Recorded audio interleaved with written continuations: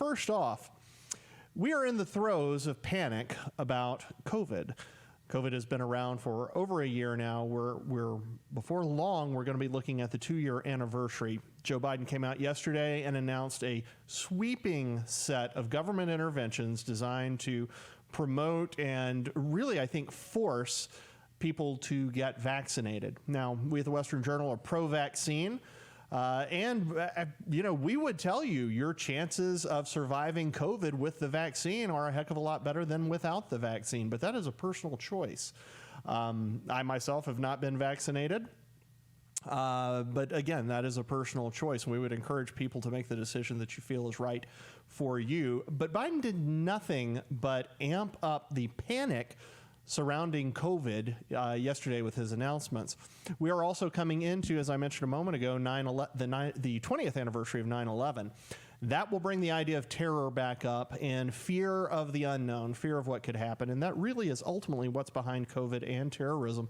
It is fear of the unknown. We simply don't know what will happen tomorrow.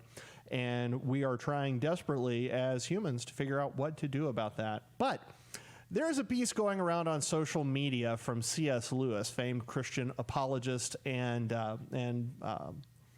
literature professor, who dealt with this same question some years ago. Only the context then wasn't terrorism and it wasn't COVID. It was the bomb. And a lot of people were trying to figure out, in the advent of nuclear weapons, how are we supposed to live knowing that our cities could be vaporized in an instant? C.S. Lewis wrote a response to that, and if you'll indulge me, I want to read it.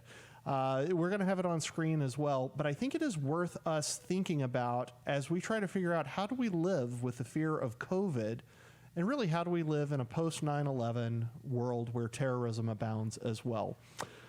C.S. Lewis wrote this: "How will the bomb find you?" In one way, we think a great deal too much of the atomic bomb. How are we to live in an atomic age? I'm tempted to reply, why, as you would have lived in the 16th century when the plague visited London almost every year, or as you would have lived in a Viking age when raiders from Scandinavia might land and cut your throat at night, or indeed, as you are already living in an age of cancer, an age of syphilis, an age of paralysis, an age of air raids, an age of railway accidents, an age of motor accidents. In other words, don't let us begin by exaggerating the novelty of our situation. Believe me, dear sir or madam, you and all who you love were already sentenced to death before the atomic bomb was invented, or we might say before COVID came on the scene. It is perfectly ridiculous to go about whimpering and drawing long faces because the scientists have added one more chance of painful and premature death to a world which already bristled with such chances, and in which death itself was not a chance at all, but a certainty.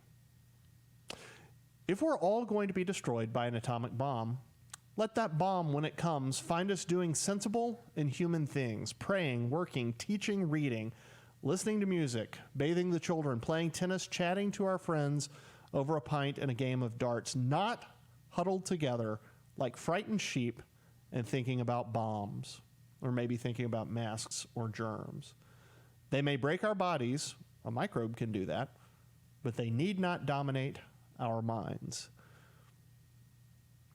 What the atomic bomb has really done is to remind us forcibly of the sort of world we're living in which during the prosperous period before, we were beginning to forget. And this reminder is, so far as it goes, a good thing. We've been waked from a pretty dream,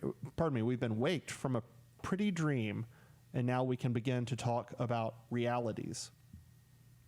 It's our business to live by our own law and not by fears, to follow in private or in public life the law of love and temperance, even when they seem to be suicidal, and not the law of competition and grab, even when they seem to be necessary to our own survival. For it is part of our spiritual law never to put survival first, not even the survival of our species.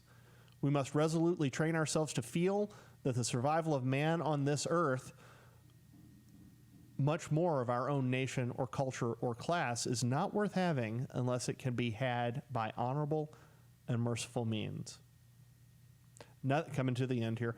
Nothing is more likely to destroy a species or a nation than a determination to survive at all costs. Those who care for something else more than civilization are the only people by whom civilization is at all likely to be preserved. Those who want heaven most have served earth best. Those who love man less than God do most for man. Those are strong words. Like I said, they've been floating around on social media for a while now, and they've really applied to COVID, but they apply to a post 9/11 world as well. And so, fellas, I'd like to ask you, is Lewis right here? Is the world in which we survive at any and all costs, is that actually a world you would want to live in, Cameron? Well, I think this is a very powerful passage because it does very much apply to today, where we're dealing with this constant, never-ending fear. And just to apply that directly to the coronavirus, it's going to take a long time for us to get out of this. I know people think that if we kind of maybe do this one thing, that it's all going to get better overnight. But it's feeding this constant cycle of fear that we're going to have more variants, more different restrictions, and we're in for the long haul. And I think C.S. Lewis kind of points this out in terms of the Cold War, the atomic bomb, these different incidents going on militaristically that we were dealing with throughout the 20th century, that in this century we're going to be dealing with this major public health threat. And we can't lock down our lives in our own personal way forever. And I feel like that's really going to be something that people are slowly starting to realize. I think it kind of breaks my heart to know that there are probably people who are my age, maybe some millennials, that have barely left their house since March 2020 and have really let this whole process get in the way of living their life. And I think C.S. Lewis makes an important point that could really be applied to not only the bomb, not only the coronavirus, but to even just struggles that we're dealing with in our own daily lives that we feel should just get us to curl up in a hole and never come out of it.